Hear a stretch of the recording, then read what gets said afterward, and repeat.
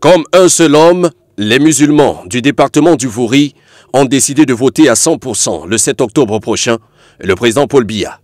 C'était au cours d'une belle cérémonie organisée sous la coordination du capitaine d'industrie Bayero Fadil, une rencontre sollicitée par le coordonnateur régional de la campagne du candidat Paul Biya, son Excellence Laurent Esso, le lundi 1er octobre 2018 à l'esplanade du groupe Fadil.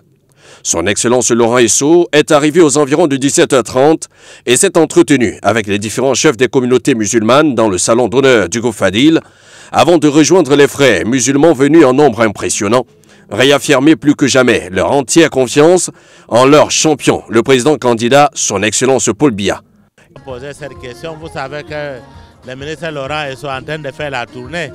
Hier, il était dans le grand meeting régional qui s'est passé à Bepanda, à Kamtel. On était ensemble, nous avons montré la démonstration de force. Et aujourd'hui, il est à la communauté musulmane de Douala. Donc, c'est pour s'assurer que tous les musulmans vont voter son Excellence Paul Biya.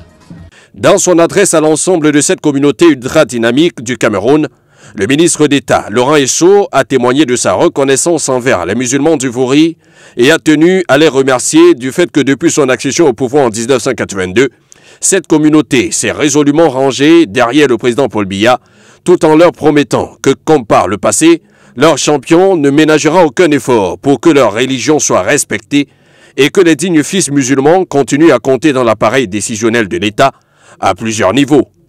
Cependant, sachant que la victoire se gagne dans les urnes, le ministre Laurent Esso, membre titulaire du comité central du RDPC, a invité les musulmans du Vouri à concrétiser leur intention de vote en choisissant le 7 octobre prochain le bulletin du candidat Paul Biya et en le mettant dans l'urne pour garantir à celui-ci une victoire éclatante à au moins 80% des voix.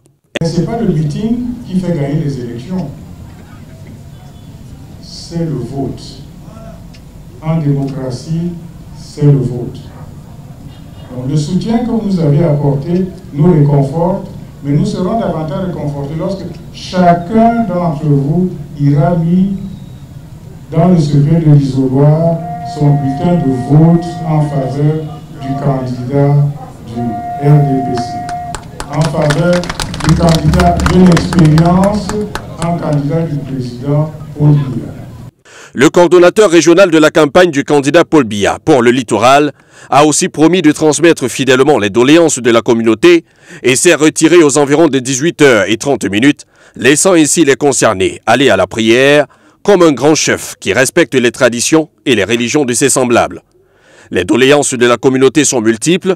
Quelques-uns ont d'ailleurs été énumérés par le capitaine d'industrie, M. Bayero Fadil. Des doléances concernant la communauté musulmane. Nous ne sommes même pas allés lui dire l'état de route, comme il a souligné, l'état de route est mauvais pour arriver par exemple dans les quartiers. Ça, tout le monde vit ce genre de choses. Donc, on sait que le gouvernement s'en occupe. Nous, ce qui nous intéresse, c'est la communauté musulmane est là. Elle a décidé de voter pour le président Biya, mais en retour, que la communauté, que le gouvernement camerounais, le président Biya, pense à cette communauté en octroyant par exemple un endroit pour enterrer dignement nos morts, en octroyant par exemple des titres fonciers définitifs pour ceux d'entre vous ou certains d'entre nous qui logent dans des maisons qui n'ont pas de titre foncier. Il faut adresser ces issues-là.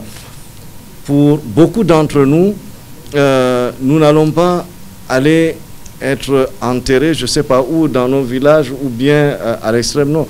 Les musulmans, conscients de ce que le chef de l'État, une fois réélu, donnera une suite favorable à toutes leurs sollicitations, et ils se sont donné rendez-vous le 7 octobre prochain pour donner leur voix de manière unanime et inconditionnelle à leur champion, le président Paul Biya.